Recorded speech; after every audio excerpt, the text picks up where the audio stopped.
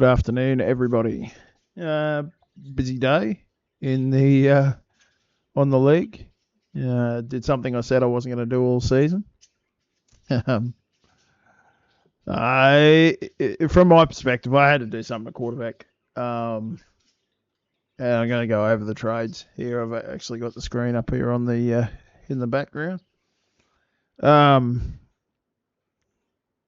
Only having Cousins and Sam Darnold as pretty much my only quarterbacks heading into the back half of the season.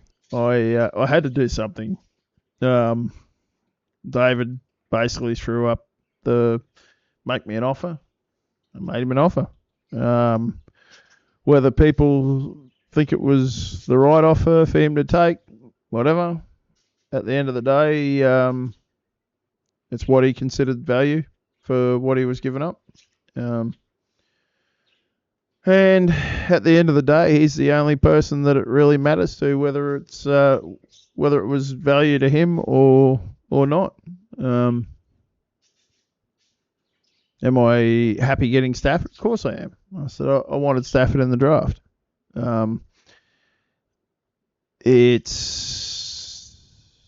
And I mean Stafford's good as long as his two main weapons stay healthy. They mostly haven't been all season, and for the most part, he hasn't been great. He's had some healthy receivers the last couple of weeks, and he's started to score well. But like outside of, for the most part, the first 7 weeks have been not great. He had a good game the first game. Couple of solid games after that, but yeah, not. I know because I've got him in a couple other leagues, and I've been avoiding starting him for the most part there. So, I've had the question about Elijah Moore. Look, Elijah Moore has always shown promise. Is he startable? I'm not sure right now. But since Amari Cooper got traded, and since Deshaun Watson is no longer the starter, he has had 31 targets in the last 3 weeks. Now, if you're getting 10 targets a game, that's generally a chance to at least be a somewhat productive player. I picked him up at the same time that I picked up Cedric Tillman. I wasn't sure where the targets were going to hold on to. And Tillman, I don't know if Tillman's actually been getting any more targets. I'll have a look at that. Oh, wrong button. That one. Cedric Tillman. See, target-wise, 33, 23, 32. So he's had one more target. He's just been more productive on his targets. And Jameis was horrible last week. He couldn't hit anything. It was almost like he's had reverse Lasix. So, but yeah, Elijah Moore has some upside just for this season anyway, just as a potential slot in back end of the starter rotation. He's not a great player. I'm not trying to paint that either. In fact, when I offered the trade, he wasn't even an important component to it. I knew David was chasing draft picks. I haven't spoken to him. We don't really work with each other anymore. He works on one side of the bridge. I work on the other. So, anyone that wants to think that we're sitting there colluding something together at work, I dead set haven't talked to the guy in probably nearly 2 weeks, really. So. Now, as far as the next trade between Jake and David, John Mechie, once again, I'm assuming it's just a throw-in player. Mechie's just not. There was a chance he might start to see some targets. He's had 6 targets in 2 weeks. And I think think Nico's getting close to coming back. You guys will know better than I have. I haven't had much time to look at anything lately, so yeah, Mechie's basically a drop. Unless David wanted to put him on his taxi, and I've got to assume he probably would rather have 80 Mitchell over him anyway. So, actually, no, he's not even taxi available. I thought he was only second year, but he's not. He's third year, so he's not even taxi eligible. So, so really, we're looking at a pick swap from round 7 to round 3, for Jonathan Taylor, straight up. Jonathan Taylor is most certainly a keeper. And has been fairly productive for the most part this season, outside of injury. And last week was a pretty dismal performance up against the Vikings. The Vikings have that in them. Their defense has given quite a few offenses some trouble this season. So, look, do I think David possibly could have got more for Taylor? Of course he could have. But you've also got to have somebody making the offer for the player, and it's been really quiet with trade offers. Do I think he could have got more for Stafford? He might have been able to. I don't know. Once again, somebody's got to make an offer. That's why I threw the offer in there. I left the ball in his court. It's up to him whether he views that as the value that he's looking for to move off of a player. And I've got to assume he's possibly trying to move off some Colts. I would. I've tried to make somewhat of an effort to get away from Bears for the most part. There are some guys that I don't mind having on my roster, but I've got a couple on my roster right now that I definitely would prefer not to have. DJ Moore in particular. He's had a quietish last few weeks, and something stinks a little bit there at the moment. I'm not sure what the problem is, but it may be Waldron. Maybe him and Caleb haven't meshed lately. I don't know. But yeah, I'm definitely off my DJ Moore stock, and he definitely will not be starting till he starts to show some consistency points-wise. So, and a trade that literally just went through as I was going through. I decided I'd try and get Flacco off of David. I asked him what he wanted, and all he said was, "Give me an offer." I don't know. Don't know what I'm actually trying to do here. What have I got? I got a 36-year-old quarterback. I don't know how old Sam Darnold is. He's been around for a while. He's the youngest by a long way, 27. Joe Flacco would be pushing 40. He is 39-year-old. No, I don't count Will Levis. He's not a quarterback. And a 36-year-old Matt Stafford. So I think I'm probably going for the oldest combination of quarterbacks you can possibly put together. Flacco, I had him on my roster at the start of the season. I had to drop him because I had some injuries and stuff around the place and had to make some moves. It's very hard to keep holding on to players that just aren't even getting on the field. So, especially when you need to make some moves to try and generate some wins and some points. Ramondre Stevenson's been pretty damn solid most of the season. He's had a number of games up over 20-odd points. Been a very, very solid running back for the Patriots. Trayvon Wallace, I think he's more of a next-year player.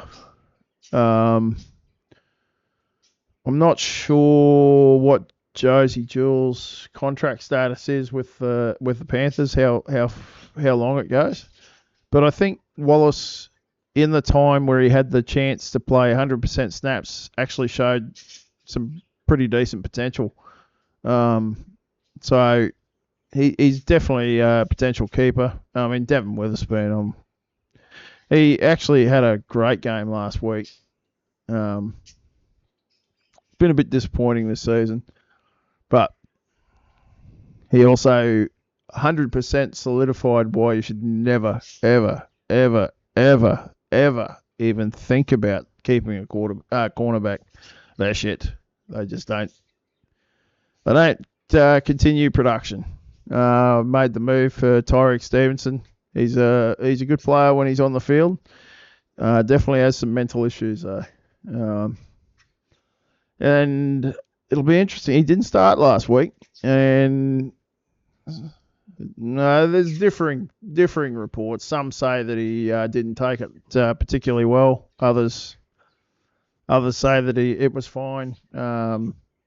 Basically took some time to cool his heels off a little bit once when he was told that he wasn't going to be starting. I don't know, man. I said, sadly, more often than not, these guys act like kids. So, and I mean, some of them probably aren't far off that, really. Anyway, so, I don't know. You got an aging quarterback and a cornerback for a guy that potentially could be kept in Ramondre Stevenson and Trayvon Wallace, who could potentially be kept as well, especially if it looks like his snap share's going to go upwards next season. Definitely a decent young linebacker anyway. And I mean, I don't know. I'm assuming David's just trying to accumulate some different players. So I don't know. He said make him an offer. I made him an offer. I don't. No, nothing else has happened. So I'll come back to that if I get a notification through on any other trade activity.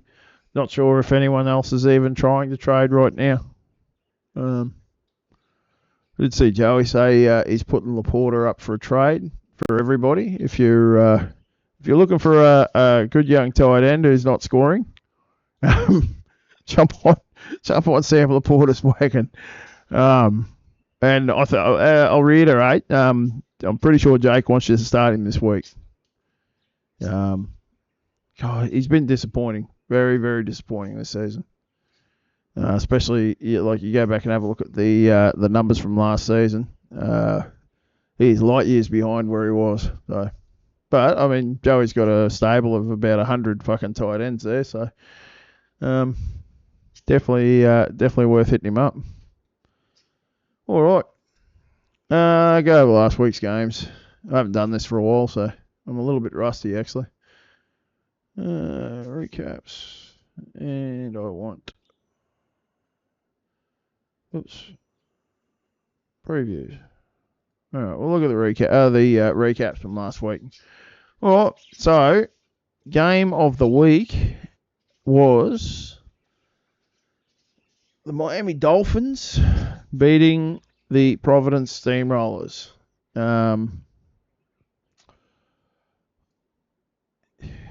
Providence are definitely in a very much a downward spiral, but I'm sure they will be very happy to see Patrick Mahomes finally put up a decent score this season, and Travis Kelce starting to potentially look like a very good tight end again.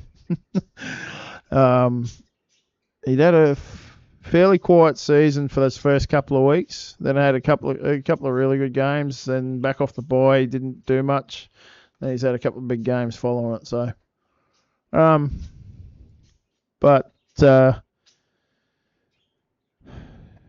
when your opponent scores 450 and somehow manages to start a player that was never going to be playing, I'm fairly certain it was known pretty early on that, at least on the Sunday our time, that Brian Robinson wasn't going to be playing. I think that was one of the Sunday games, wasn't it?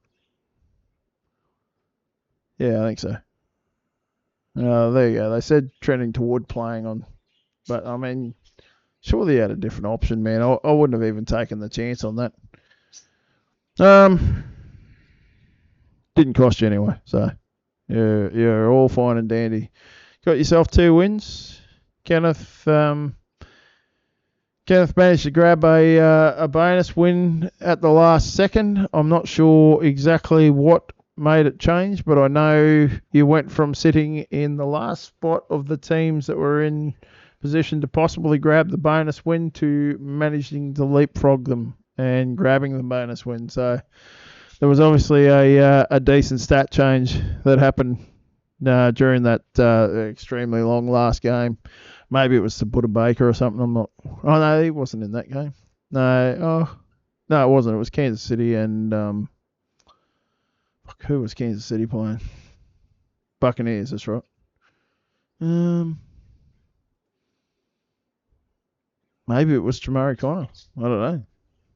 No, I don't know. I just know the points changed up a bit there, very late. So well after the game was finished anyway. So good win, Jared, and well done getting the bonus win there, Kenneth. Myself, Staten Island Staples up against Spirits, New Orleans Saints. I must admit, I don't look at stats. I don't look at the fantasy scores or anything while the games are going. Generally until maybe the Sunday night game is generally where I'll start to have a bit of a look. But I did know that Spirit had a couple of guys that were going extremely well. One in particular was Myles Garrett. So I was kind of thinking, man, I'm in trouble here, I think. I also didn't 100% know how my guys were travelling at the time. Safeties were amazing this week. Defense as a whole actually scored pretty well. Danielle Hunter's getting really hard to keep playing. It's been nasty, actually, quite often. Spirit was a bit unlucky. He was the one actually holding the final win spot, the bonus win, up until I think I mentioned it, and about 20 minutes later the stats rolled around, and he went from sitting in 5th place to 7th place. He actually got leapfrogged by two other owners. Man, I'll take the wins. So I need the wins as much as I can possibly get. Excuse me. But hopefully, said from my own standpoint, I said I've had my top score for the season the last 2 weeks. The week before this, it was my highest score for the season, and it didn't get a win at all. So it was definitely nice to get the 2 wins. Hopefully some consistency starting to come into the lineup. Hopefully. Some big bye weeks coming up though, so bad luck, Spirit. The current Titan Bowl champs, well, I think it's probably safe to say won't be repeating. Up against the team in the Chicago Bears, Matt, who's had a rough start to the season, starting to get healthy, and starting to see production come from it.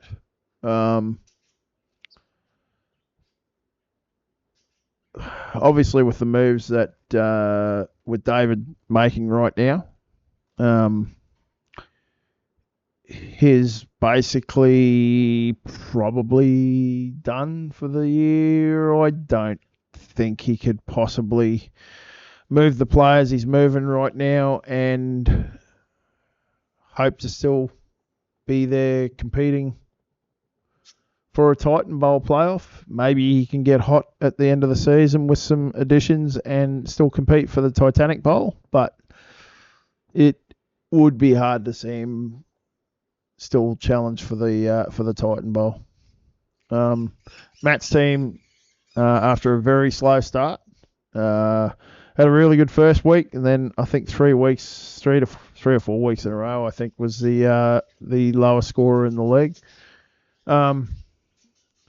2 wins.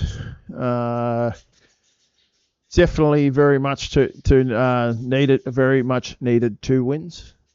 Team's looking strong. Quarterback's actually a position that I would generally think would be fairly strong for Matt.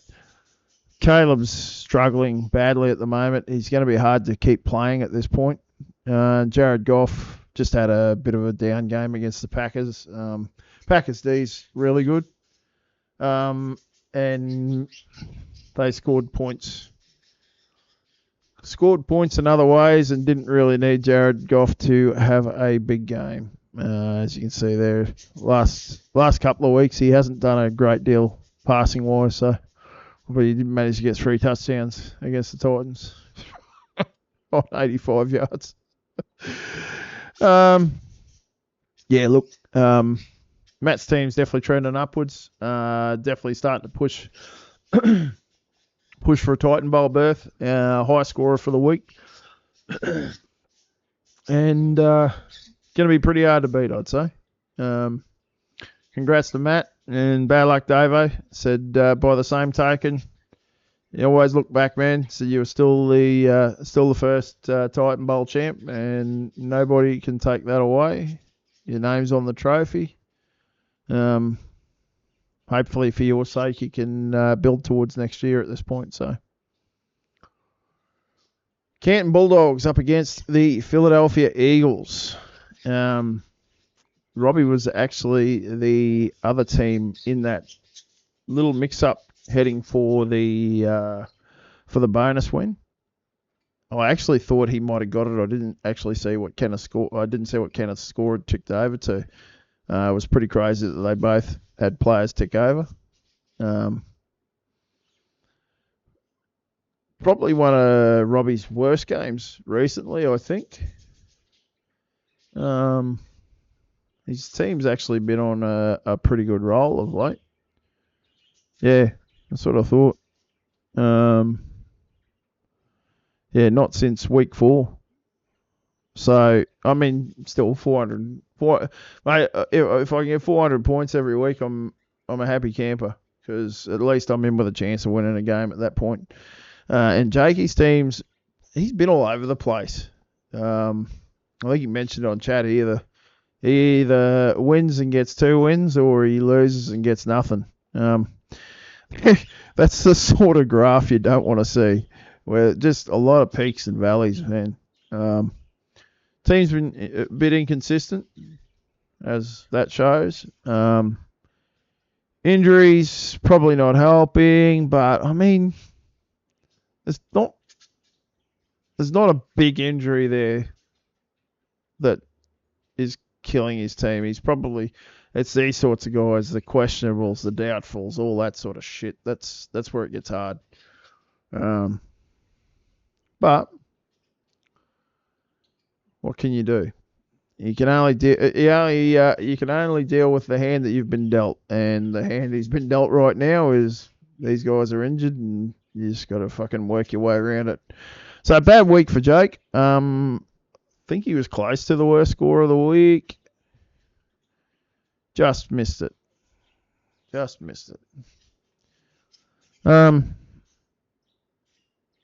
Not a much needed win, but definitely a needed win for Robbie just to keep the momentum going. I don't know what his bye week's looking like coming up this week, but if he can keep on a roll, which he's been really good this season, it's wide open. I said I'll touch on the overall standings here shortly, but yeah, it's crazy. Congrats to Robbie on the win. Bad luck, Jake. Said I'm sure you'll bounce back. Then the last game. Very big proponent of being able to win the league with one quarterback. Now, David did do that pretty much last season. For the most part, most of the season, he had one quarterback. But, and Joey's quarterback's by far and away, I think, the top point scorer in the league right now. But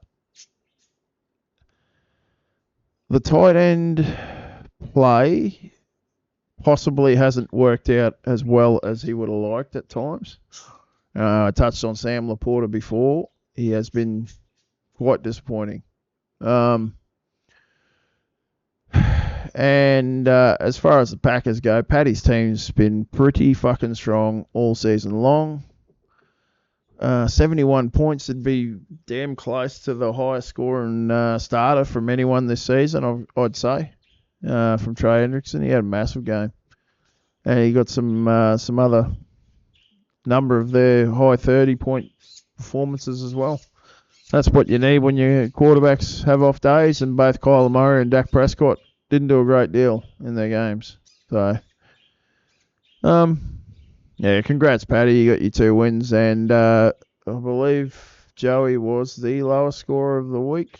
I'm pretty sure he was. The others were all 400s, yep. So I think that was the... I'll tell you what, that'd be close to the most 400-point games we've had this season, I think. 8 out of 10 teams scored over 400. Now, let's get more of that, please. God, I'm sick of seeing these crappy, low-scoring games. So. All right, let's have a look at the standings. After last week, we've got the Akron Pros currently leading the defunct division, 11-7. The Canton Bulldogs at 10-8. The Providence Steamrollers 9-9. The Staten Island Stapletons at 8-10. And the Buffalo All-Americans at 6-12. In the active division, we got the Green Bay Packers at 12-6. The Miami Dolphins 11-7. 10-8 for the Philadelphia Eagles. 7-11 for the Chicago Bears, and the New Orleans Saints at 6-12. That not getting that bonus win, definitely making things a little bit harder for Spirit there. His team's been on a downward spiral for weeks now, and he's lost 6 in a row, and hasn't grabbed a win at all at that time. So, not sure if he can bounce back at this point. We'll see. But I mean, your divisions are tight as you got 2 games between the top 3 teams there. 2 games between the top 3 teams here. For 3 games if you want to go back to 4th spot in that division. A little bit bigger gap from the Bears up to the Packers. There's 5 games in that, but if the playoffs were to start today, it would be 3 from each division. So the Pros, Bulldogs, Steamrollers would be with the Packers, the Dolphins, and the Eagles. With the Stapletons and the Bears on the outside looking in, and the All-Americans and Saints tied for last spot. If it ended today, David would own the clown suit. So whether he can get out of that spot or not at this point, I'm not sure. Good luck with that, buddy. It's an honor I do not fucking want at all. All right, this week's games. This is probably going to be a bit harder. I don't know if everyone's submitted a lineup yet or not, but they reckon it's the game of the week. I tend to agree. Canton Bulldogs up against the Akron Pros. 2 buddies, Jake and Joey. The Pros are a decided favourite according to Fantasy Sharks. I don't know if I'd agree with that much, but it should be a tight game. Is Will Anderson playing? Jakey, you'd have more idea than I do. Don't tell me. Is this the first game? No, he's actually used him. He's used him 2 weeks and scored 25 points. Oh, God, he couldn't stop scoring 40s before that. Dexter Lawrence. Willie Anderson was the one I was interested in. Is he didn't practice, eh? So, yeah, who knows? Look, gun to me head, I'll pick Joey.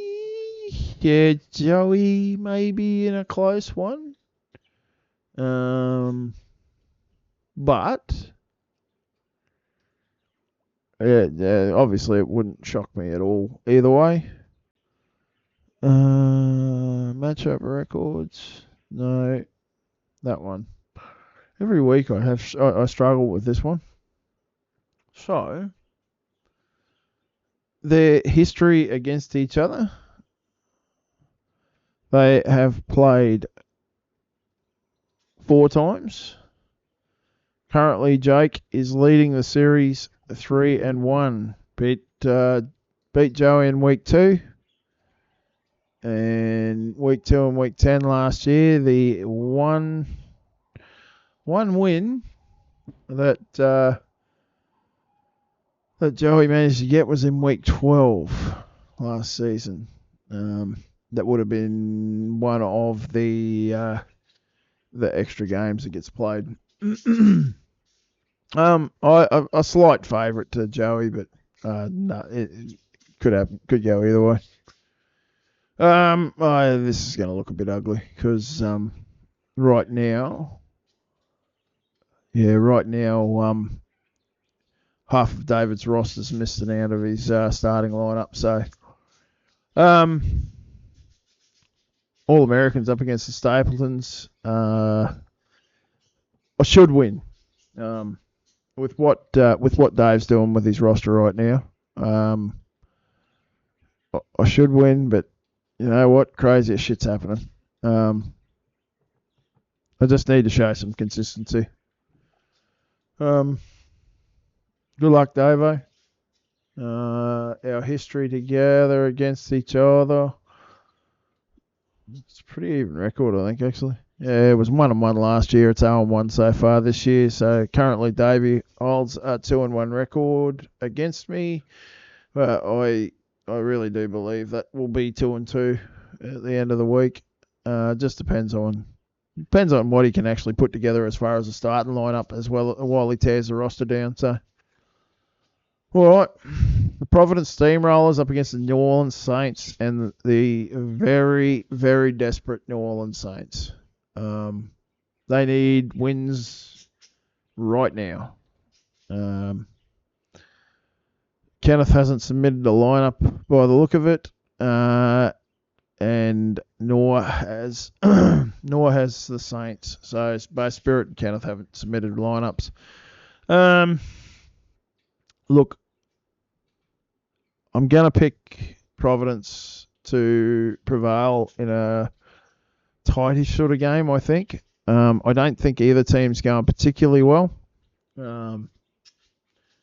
Just look at last week's scores. I think there was 3 points between them or something. 5 points between them. No, 5 points it was. 5 points between them. So, yeah, definitely could go either way. But there's a chance that I don't know if McCaffrey's actually going to play this week. But I did see some footage of him running around at training, and he looked to be moving fairly well. So I've got to imagine if he's right, he's back for the Niners, and he's back as a fantasy option, which would be music to Kenne's ears, I've got to imagine. He's ready for some of that. Some of the players he's got missing to be back in as options in the lineup. So, good luck, guys. All right. This was the other game I thought was pretty damn close. Oh, hang on. What was the history between the Saints and the Steamrollers? Steamrollers hold a 1-0 record from week 10 last season. So, yeah. All right, 2 games to go. The Eagles-Dolphins game was actually close to game of week for me. I don't think there's a great deal between these two. And on paper, there doesn't look to be a great deal between them either.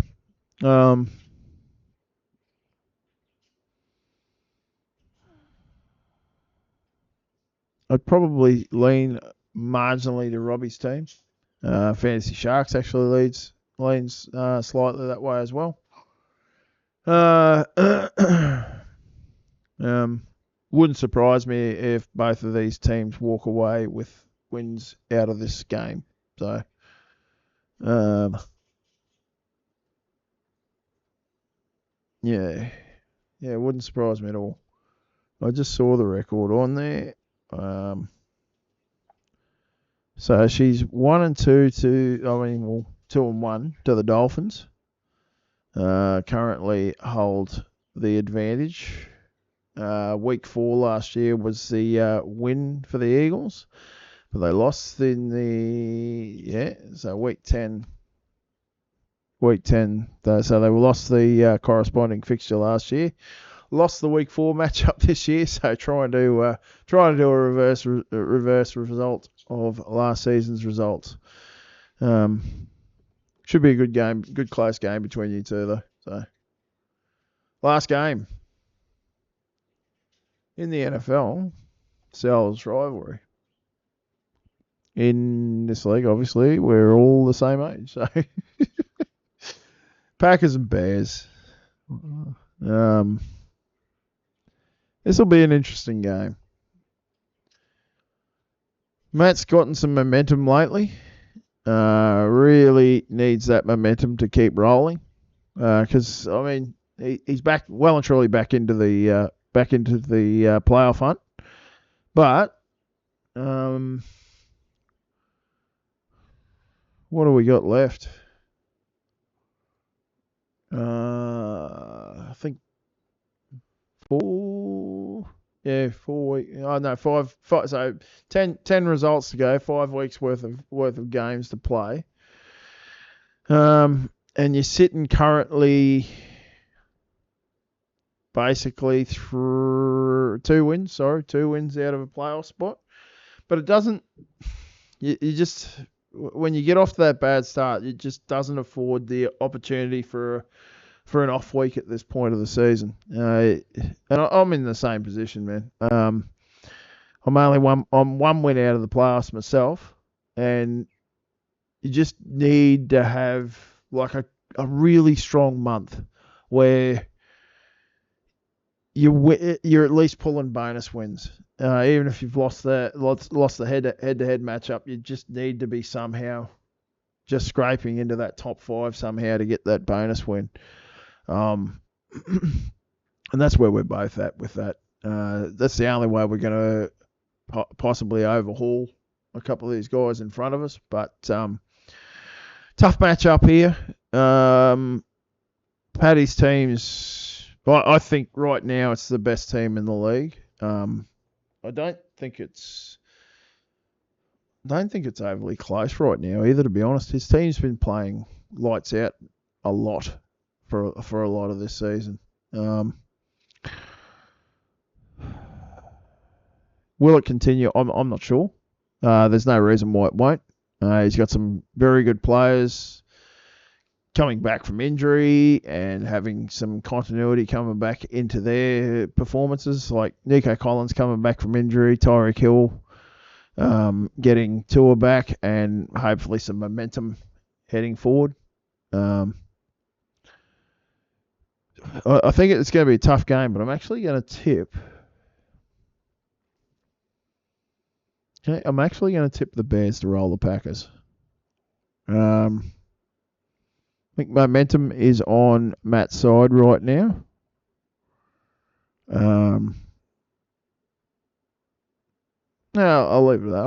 I just think Matt's team's going stronger right now. Top scorer last week. Obviously, Paddy's team probably wasn't. I think he was about 50 points behind on the week last week. And Pat's team's been pretty damn consistent for most of the season. Just trying to think. What do we got here? For the most part, well, actually, so he's had the big peak score there, 531, but 360, 390, 397, 468, 398, 461, 439. Yeah, look, he has been a bit up and down. I thought it was a bit more consistent than that. But he also had a bunch of injuries there at the time too. So gets Nico back this week. It'll be if he's playing. Actually, he's not practicing yet. So yeah, he may or may not play this week. So well, yeah, I'll tip Matt. I think he can come out ahead in a close game. So both teams probably pretty good chance if that goes down that way that both teams get a W. But we'll see.